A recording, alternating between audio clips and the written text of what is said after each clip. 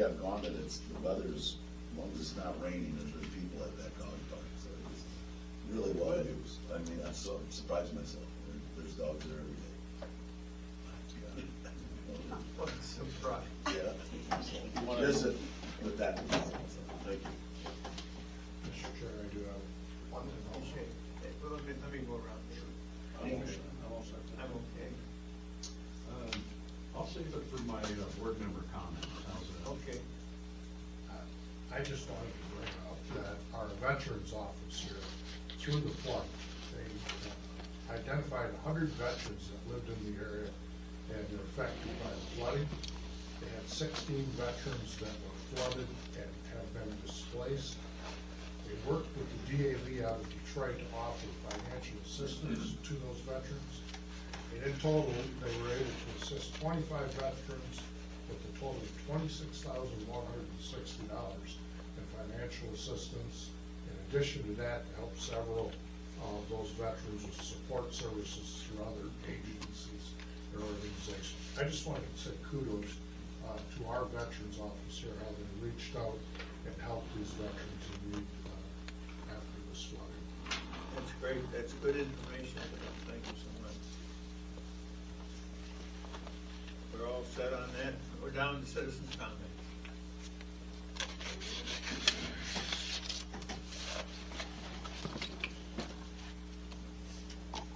Okay, Louis Downs again, and that, this is somewhat of a positive step in the right direction on the meetings. However, you do have Kalkaska County that does Zoom in-person attendance, where you can, interact with the board during comments. Same thing with Iosco County. Same thing with Alpena County. Same thing with Holton County, Marquette County. So, and also the City of Harbor Springs does allow public comments to be done. So, I mean, if you're gonna not have public comment during the meeting, then I do strongly urge a second section or a third section of public comment to be put on the agenda, because I don't want to look like I'm more Gaddafi or should I say, Saddam Hussein at the UN going on a 9-hour diatribe because I've had to get my comments in for that meeting that I could not attend to, which you could not do interactions with public comments. Then have to deal with the stuff that's on this agenda in your 3-minute time frame. So if you're going to be strict with 3-minute time frame, then you need a third public comment period. If you're going to not allow public comment in on those meetings, I mean, it should be allowed. If you do have other counties in the state that do have interactions with, and also rightfully so, you did say during the China virus, we did have the little box there in the center, which we still, as far as I know, we still do have. That is, like I said, it's our money, it's my microphone, I paid for it. As Ronald Reagan said, my microphone, my money, I paid for that. The county conferencing center. If that's still available, then we should be using it.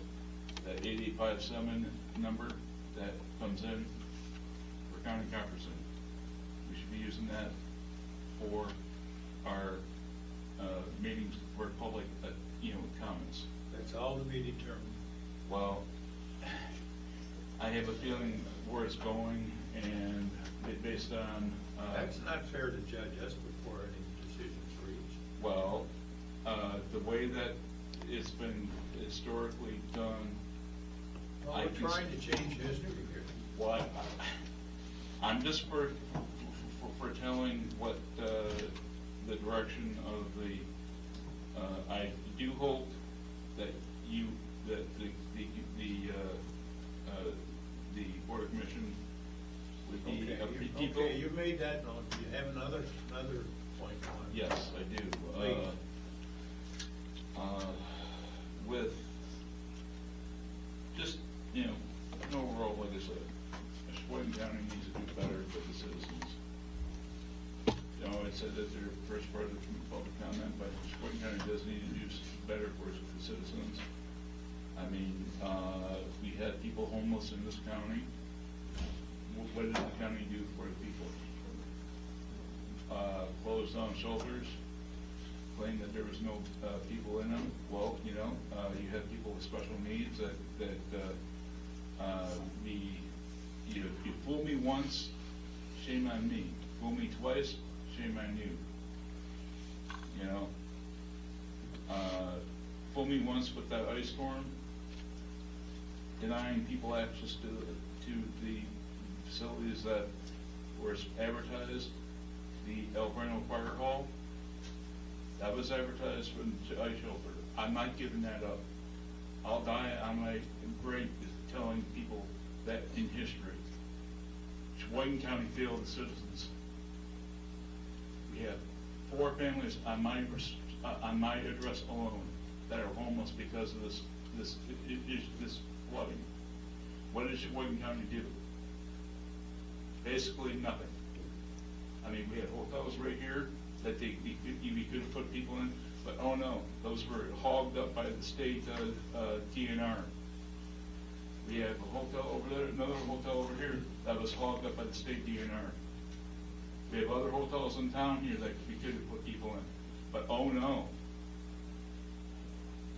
We had to have a friend of ours in St. Ignace put us up in the St. Ignace Hotel in Mackinac County. Not Cheboygan County, Mackinac County. That is sick.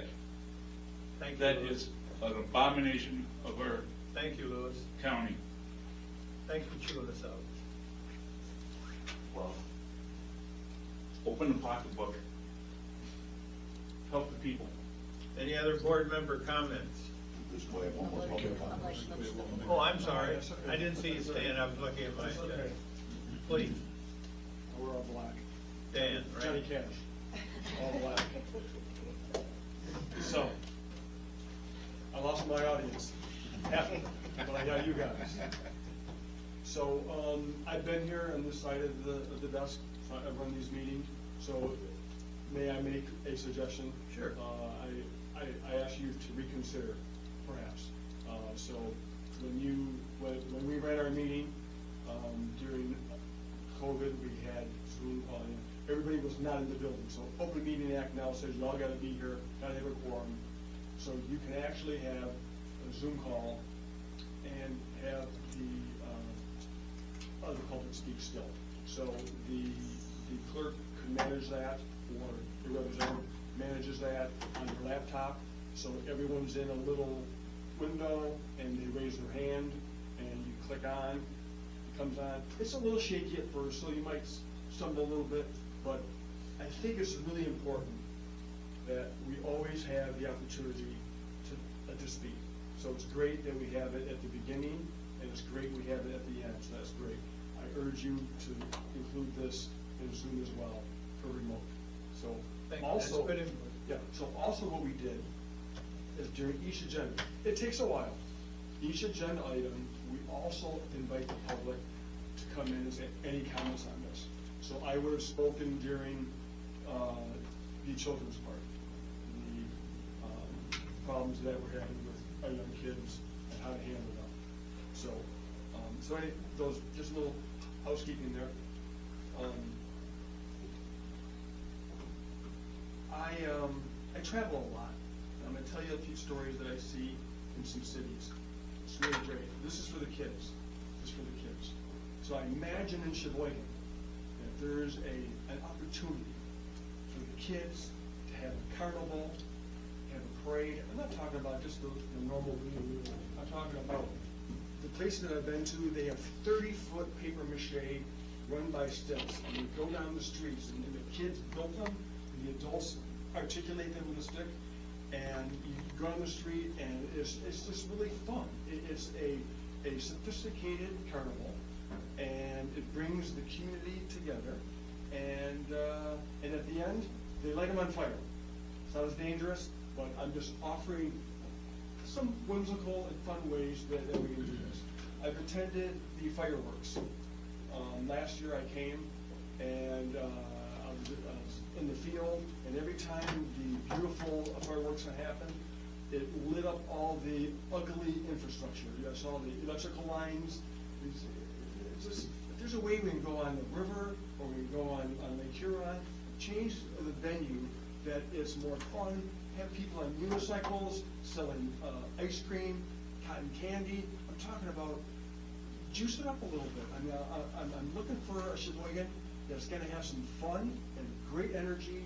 We get the community coming together, and when you have that, when I built tree forts and I built rafts when I was a kid on Black Lake, I had great parents.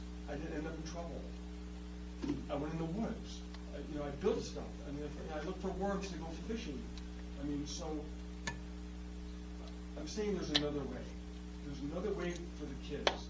It's not just figuring out what to do with them once they've gone bad. It's preventing them from having that at the beginning. And when you get the kids, they're 6 years old, they're having fun. So another city I went to, they had a bed race. It was the kids, 6 years old, 5 years old, really young kids. They dressed up in their super costumes. The parents built this bed on wheels, supporting them in this dream that they have to be a fireman or a policeman. And they were wheeling down the streets, and everybody in the community was like, yeah, all right, look at the firemen go by. And look, it was great. So I'm just trying to interject. Don't you go too far. Okay. So with that comment, I'm going to end by saying there's a certain sort of activism that I believe that is a healthy form of activism, and that we move from hating what is wrong and try to fight it. Instead, loving what could be and making a commitment to bring it forth. So, keep that. I'm sorry. What I mean, and don't go too far, you're gonna be very involved. Oh, I've already been tapped by the judge and the mayor. Good, good. The manager. But I'm telling you guys, I mean, I see Cheboygan, 10,000 tulips being planted in spring. I'm talking about 1 million cherry blossoms down Main Street and along the banks of the river. I'm talking about world-class art, sculpture, and architecture that can be done to Cheboygan. That, you know what? The people from Charlevoix, Petoskey, Harbor Springs, they're coming here. Thanks, Dan. Thank you. We can do it.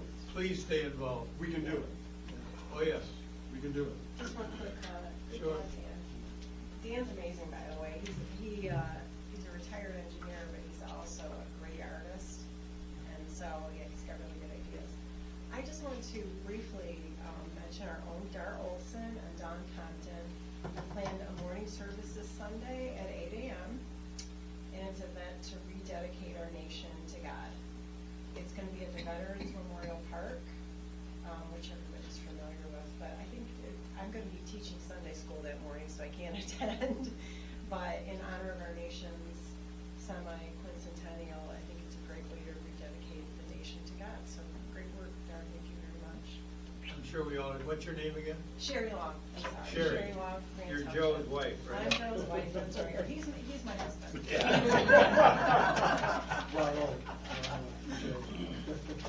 Chair, I want to make a comment real quick, is that, Thank you, Sheriff. I'm sorry, on, I believe this Sunday, they're having a fundraiser out there, and Sharon Lang and her husband are the catalyst behind the fundraiser for the victims of all the flooding.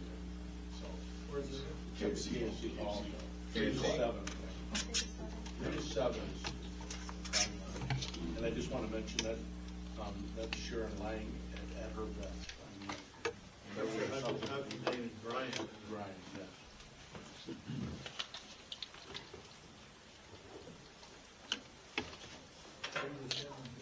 Thank you.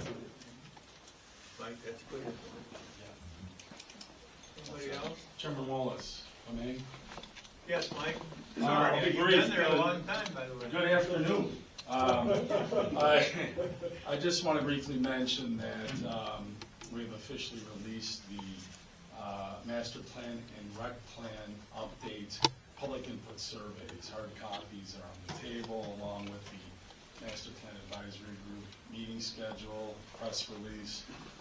Perhaps most importantly, there is a flyer that includes QR codes that'll take an interested party to the respective surveys via tablet or smartphone.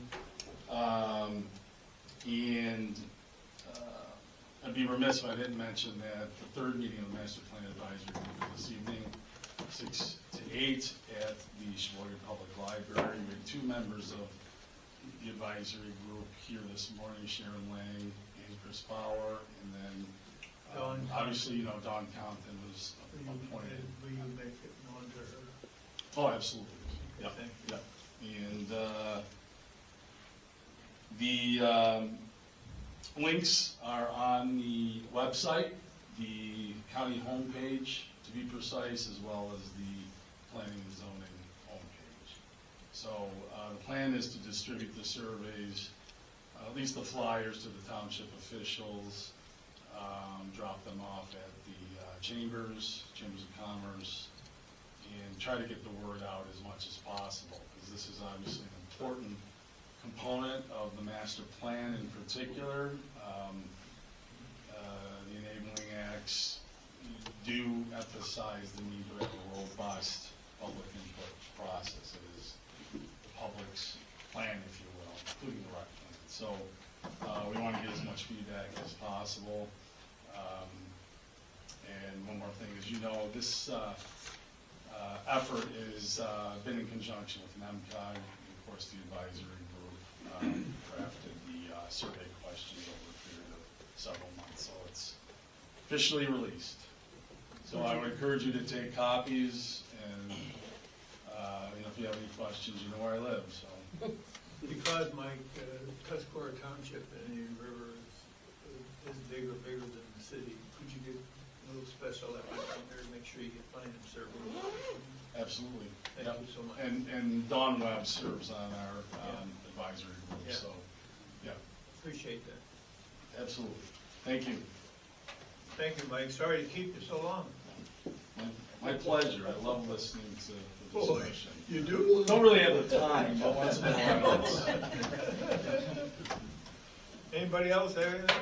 How about a motion to adjourn? Mr. Chairman, I would like to add one thing. Okay, sorry. If I could, sir.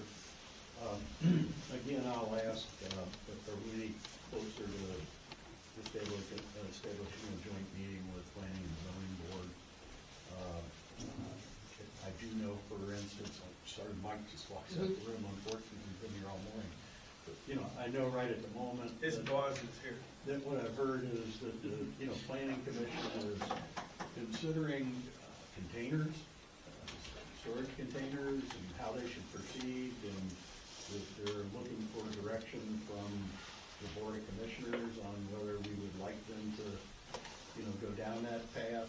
I think we should have conversation around that. I think it's encouraging that, and I recognize the planning and zoning committee or commission is to work independently of a board of commission. However, at the end of the day, we are the elected individuals, and they're merely You appointed. take the heat. Or staff, and we take the heat. So I think it's important that we make, the decisions are made at this level, and that we provide some direction for them so that they can do the business and do what it is they have to do. We received communication all in front of all of us from Joe Long, one of our citizens, relative to some adjustments to our ordinances that we probably do need to look at. And I think our planning commission's sitting there looking for direction from us as a board, and again, as an elected board, to make some decisions and provide some direction for them, and they are anxious to move forward. So accelerating that. The only other thing I wanted to do is share a piece of information, because here we go again, and this has to do with local control. It all comes back to housing, and we all recognize, I mean, here in Cheboygan County, no different than the other 87 counties in this state, or 82 counties in this state, and that's a problem with housing and the cost of housing, and there aren't many answers out there, as we all know. However, again, it appears as if there are now 9 different House bills that have been proposed to take away local control of simple residential housing. And I believe this is, you know, we all know that they have had a motive here for a while, and part of that is that we, you know, the way people live in Cheboygan County is not probably politically acceptable to a number of people downstate. You know, we live in big homes on big pieces of property, and it just doesn't fit with their vision of the future. But there are currently 9 House bills out here that want to take zoning control away from us locally. And, you know, things like allowing 500 square foot or smaller homes, mobile homes in any residential zone, significant decreases in home setbacks, allowing duplexes in single-family zones, allows in-unit, in-law units on residential property. I'm not saying any of these are necessarily bad things, but I don't know that they fit the character of Cheboygan County. And That's a good point. and you know, perhaps, and it's a little premature to ask, this all just kind of hit my radar screen, but it might be another situation where a resolution of this board would be appropriate to, once again, To direct. leave local control in place locally. And that shouldn't apply just to solar panels, windmills, data centers, but apparently now, you know, they like to take local control away on residential housing issues. And all, you know, so it fits their character of how people ought to be living, but we don't live that way in Cheboygan County. So, It's a good point. I would ask if we consider a resolution, perhaps the administrator can look into some of this. I'll be happy to share with them the information I have and prepare a resolution and go on record that one size doesn't fit all in Cheboygan County. Never had. Sure.